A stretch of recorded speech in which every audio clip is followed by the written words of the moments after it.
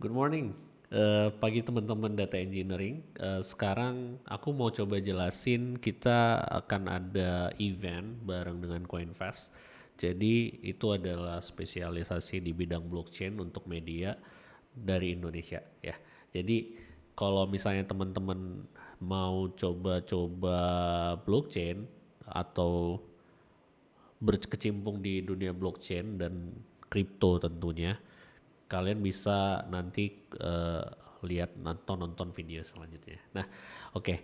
Sekarang kita mungkin udah banyak dengar teman-teman ya, misalnya tentang kripto itu evil ya kan, atau tentang banyak hal yang buruk ya mengenai kripto, dan bahkan ada yang sampai apa ngeban dan yang lain-lain. Kalau dari sudut pandang aku sendiri, sebenarnya itu kan teknologi ya, dan teknologi itu selalu ada. Kalau ada bad actor yang memanfaatkan, pasti akan terjadi hal-hal yang buruk gitu.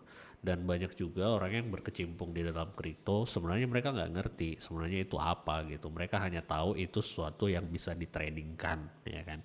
Atau banyak orang yang mungkin pinter tapi akhlaknya jelek gitu, jadi citranya juga hancur gitu ya. Nah jadi dari sisi data engineering, aku akan coba jelasin apa hubungannya antara data engineer, apa yang bisa kita kontribut ke dunia blockchain atau kripto, karena tetap aja kita akan berhubungan dengan data, distributed system, dan juga large scale application ya. Jadi yang butuh scalability dan yang lain-lain. Tapi di sini lebih menarik karena kalian harus paham engine-nya itu seperti apa gitu. Kalau misalnya di centralized, kalian nggak tahu, black box aja gitu ya.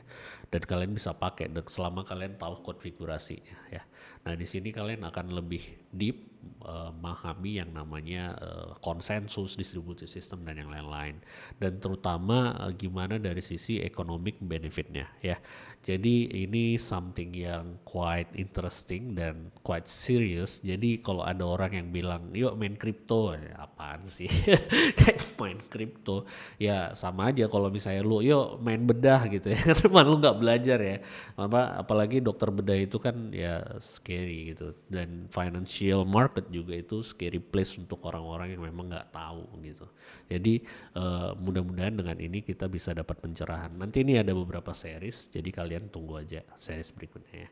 Nah, sekarang aku pengen jelasin Bitcoin itu sebenarnya pertamanya muncul itu gara-gara krisis 2008 ya, global financial crisis yang di-trigger dari subprime mortgage ya. Kalau misalnya kalian masih ingat ya, krisisnya itu karena Lehman Brothers ya, financial 2008 ya kan. Kalian bisa lihat ini Lehman Brothers itu collapse ya karena apa ya, dan itu cascading ya. Belakangan ini kalau misalnya kalian lihat yang masalah Terra gitu, UST, dan cascade dia ke apa namanya, ke funds besar seperti Three Arrow Capital, Celsius, dan lain-lain, banyak yang liquidate ya. Jadi banyak istilah-istilah yang di finance ini yang memang apa namanya, benar-benar kalau nggak ngerti bakalan fatal sih akibatnya. Jadi orang mikir kan, lah 2008 udah kejadian, ini kejadian lagi di kripto gitu ya. Tapi at some point kalau misalnya kalian tahu ya yang namanya anti-fragile ya. Anti-fragile itu adalah konsep dari Nassim Taleb. Jadi setelahnya whatever doesn't kill you make you stronger gitu. Jadi financial market juga seperti itu gitu. Dan manusia juga orangnya nggak bego gitu kan. Maksudnya kita juga bakalan belajar dari kesalahan dan itu akan terus iterate gitu. Tapi bad actor selalu ada dan tugas kita ya memang untuk ngesikat mereka ya kan. Jadi itulah karena kita harus disiplin sama profesi juga gitu. Nah, kalau misalnya kalian mau lebih lanjut tentang kripto, ada yang namanya Crypto Startup School. Ini supaya kalian lihat dari sudut pandang yang bener gitu ya. Jadi nggak kayak kripto, main kripto gitu. What the heck. Jadi selain kalian bakalan lihat di sini kan crypto networks itu apa ya. Baru kriptografi ini profesor di Stanford kalau nggak salah. Baru ini Coinbase CEO, dan kalian bisa lihat oh hubungannya dengan gaming, DAO, crypto economics, sampai nanti masalah smart contract verification dan yang lain-lain. This is quite interesting dan gimana fundraising. Jadi kalian bakalan lihat Kalau ini serious stuff itu bukan kayak main-main monopoli gitu ya. Ini impacting a lot of people juga gitu. Dan sama di financial juga kayak gitu. Hanya di crypto itu semua orang bebas masuk. Kalau di financial market konvensional hanya orang-orang yang punya privilege tertentu yang bisa punya akses direct ke market.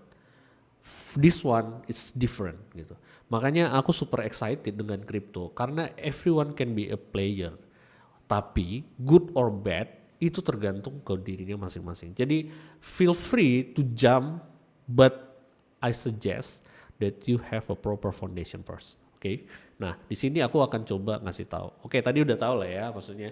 Nah, sekarang kalau misalnya Bitcoin itu ya kalian bakalan tahu ada nodes gitu ya. Sama seperti kalau misalnya kalian punya cluster, ada nodes, tapi yang punya nodes-node personal ini punya masing-masing. Ya kan? Jadi everyone can host the node. Walaupun mungkin gak easy, tapi semua orang bakalan bisa punya node. Which is itu namanya minor bisa jadinya kan. Jadi setelahnya kalau misalnya kalian punya super node atau dia bakalan bisa mining dan kalian dapat insentif. Karena harus selalu ada unsur economic value-nya ya. Kalau enggak bakalan ada yang mau gitu kan. Nah jadi setelahnya mau end usernya seperti apa, mau orang biasa, mau orang terkenal, mau corporate, mau individual, everyone can have it ya. Ini public blockchain, jadi artinya ada public, semua bisa akses. Oke. Nah, tentu aja kalian bakalan punya spesifikasi komputer yang memang sesuai gitu ya. Nah, jadi ini nggak peduli mereka, katanya kan people doesn't care, ya kan blockchain itu doesn't care gitu. Jadi kalau misalnya ini ya kalian bakalan bisa lihat struktur aplikasinya nanti. Ada konsepnya around transaction ya kan karena financial transaction. Nah, kamu pay kemana gitu nanti dia akan connect ke coin node-nya, dia bakalan konsensus, dia bakalan tally di buffer dulu. Kalau misalnya mau di batching baru nanti akan di-execute dan jadi persis di blockchain. Itu kayak kalau misalnya kalian lihat itu kayak linked list ya, glorified linked list. Jadi dia ada hubungan ke node berikutnya dan itu immutable, ledger namanya ya, tipe datanya. Jadi balik lagi computer science ada yang namanya ledger which is itu basicnya adalah linked list yang super ada unsur kriptografik di situ ya. Jadi kalian bisa lihat ini, kalian harus punya wallet ya kan. Wallet itu sebenarnya ke key kalian ya, private key kalian ya. Jadi kalian bisa sign transactionnya karena kalian harus punya identity gitu ya. Tapi identitinya kalau misalnya kalian mau sembunyikan, kalian bisa bikin anonymous kan sebenarnya kan. Jadi tapi kalau misalnya orang itu udah tahu account wallet sini adalah punya sini ya kalian ke trace gitu. Jadi censorshipnya ya at some point uh, kalian harus manage sendiri ya. Jadi banyak caranya dan kalian bisa lihat nanti ke pelajaran berikutnya ya. Ini ada network ya, dia saling terhubung dan saling mengupdate gitu ya. Nah, coba kalau kalian perhatikan ini dengan kalau misalnya kalian di big data ya. Big data itu kalian punya cluster ya, yang memang kelompok cluster yang memang berhubungan satu sama lain ya. Tapi ada konsep kayak master, ada slave gitu ya. Tapi kalau misalnya kayak Cassandra atau yang lain gitu, itu dia peer to peer. Jadi artinya satu node itu almost equal with anyone else in the cluster. Ini seperti itu juga, tapi dia bakalan keep beberapa data private di dia dan yang lain. Tergantung kalian mau jalanin itu full node atau enggak. Oke. Nah, jadi ini very interesting karena dia konsepnya itu adalah totally decentralized ya. Dia distributed, ya betul distributed. Tapi decentralized itu kan lebih ke how they are manage the consistency between the nodes gitu ya. Jadi kalau kalian lihat ini adalah dari 0MQ ya. Untuk real world kalian bakalan menghadapi yang namanya discovery, presence, connectivity, point to point. Banyak banget yang harus dilakukan mencapai decentralized itu ya. Dan itu di cover di networknya blockchain atau networknya Bitcoin atau Ethereum dan yang lain-lain. It's quite interesting ya. Jadi gimana caranya kalian menjaga robust gitu ya, security dan lain-lain gitu. Which is kalau misalnya kalian balik lagi, wah berarti kalau kayak gitu nggak secure apa segala macam. Ya banking secure kan, ya nggak. Jadi Ya sebenarnya konsep yang diterapkan di banking itu harusnya diterapkan di kripto gitu, bukan jadi makin longgar gitu ya. Harusnya lebih ketat gitu. Misalnya dulu aku kerja di Danamon itu super ketat. Kamu mau naikin ke production juga nggak suka-suka gitu. Jadi nggak tahu ya, maksudnya kalau di sekarang gimana, tapi itu nggak gampang gitu ya. Makanya kalau misalnya deploy apa segala macam agak lama prosesnya. Iya karena itu mereka itu by the rules karena itu financial institution ya. Jadi nggak gampang-gampang di salah satu companyku yang dulu juga di oil and gas itu juga sama praktisnya. Kalian malah nggak bisa colok flash disk gitu loh. Jadi di perusahaan-perusahaan kayak research kayak Samsung juga itu bakalan sama seperti itu. Jadi itu masalah disiplin sebenarnya ya kan. Gimana caranya kalian memanage itu sebagai suatu yang serius gitu. Dan kalian punya disiplin profesi masing-masing. Misalnya kita dari software engineer, kita bakalan harus tahu sebenarnya ya oke, unit test apa segala macam itu bukan hal yang bisa dinego gitu ya. Jadi even kalian itu dikejar, itu bagian part dari kalian. Jangan bilang kalian nggak bisa sempat unit test gitu ya, kreatif lah ya kan. Jadi itu nggak alasan gitu. Jadi karena pekerjaan kita ini quite serius gitu.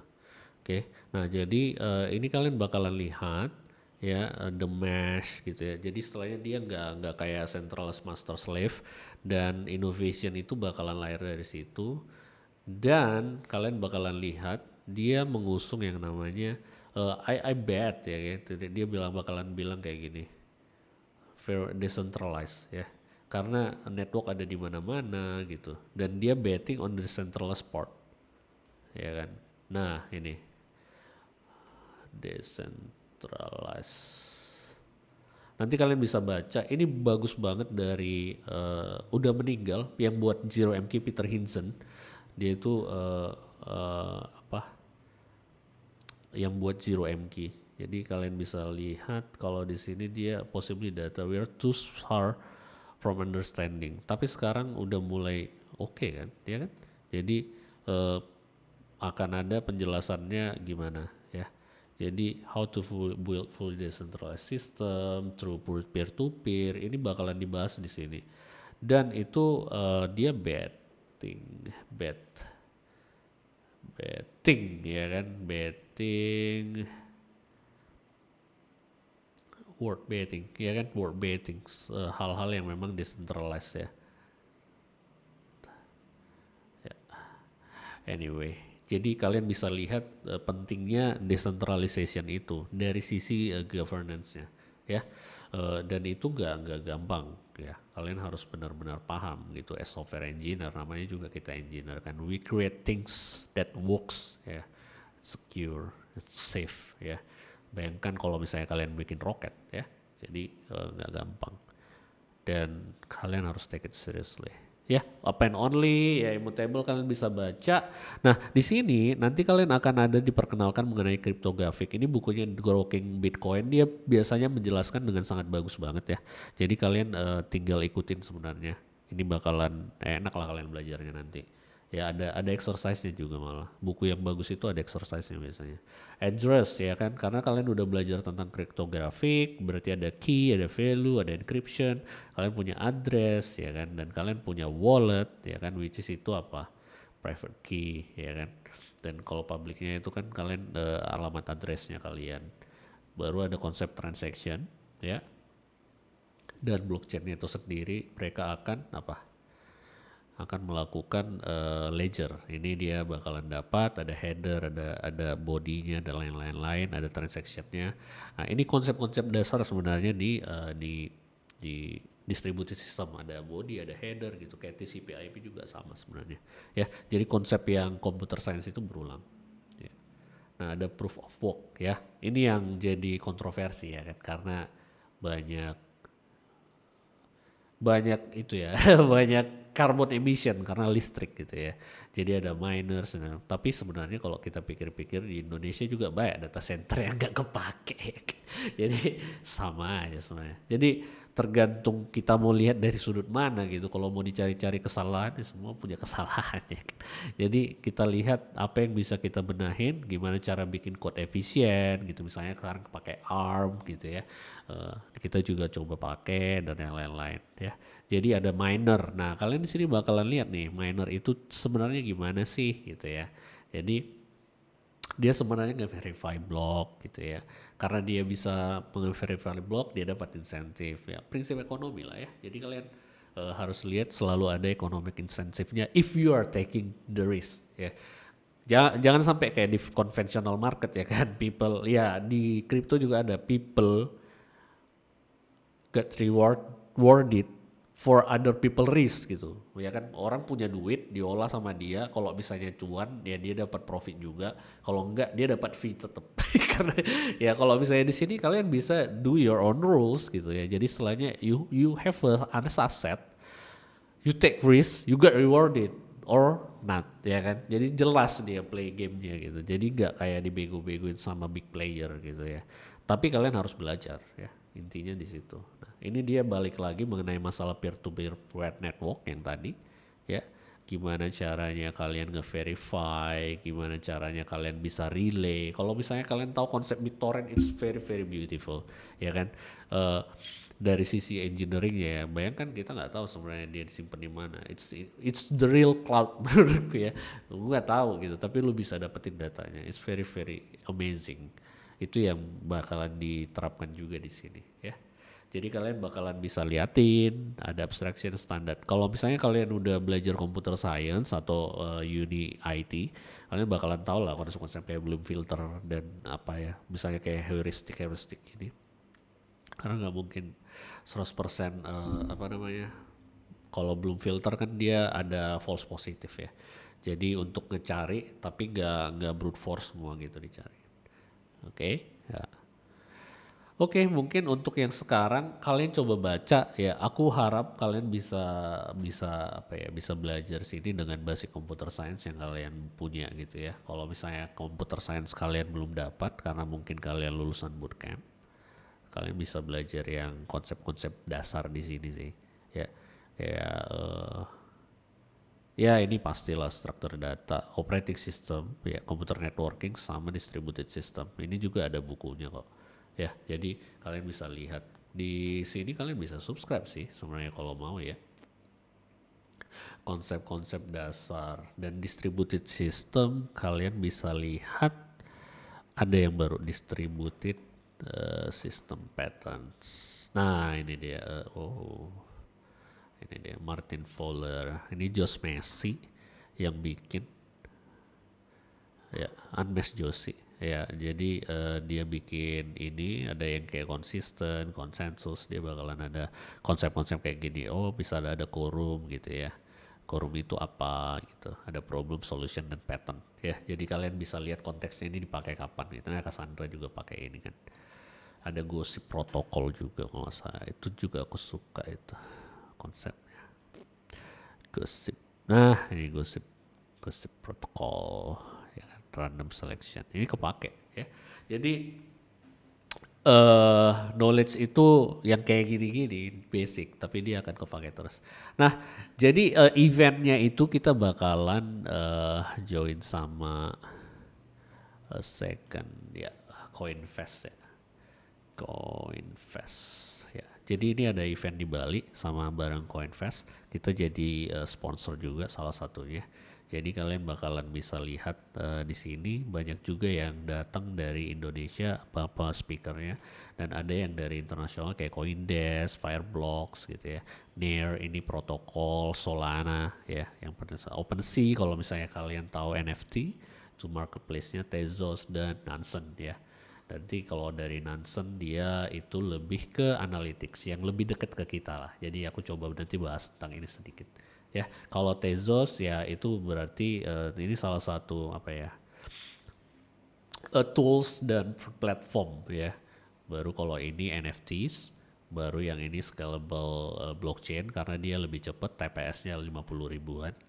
Dan Near itu ya dia ini konsepnya berbeda dengan Solana. Ini lebih ke sharding dia konsepnya, ya kan. Dan kalian bakalan bisa Fireblocks ini untuk yang aset, managing aset kalian. Oke. Nah, itu dulu ya. Nanti kita akan lanjut dengan pertemuan yang berikutnya. Tapi kalian coba lihat kalau di sini kalian nanti ada event dan juga kalian bakalan dapat reward ya, something yang memang kalian bisa cek nanti kita akan sharing sama kalian. Thank you, see you next time.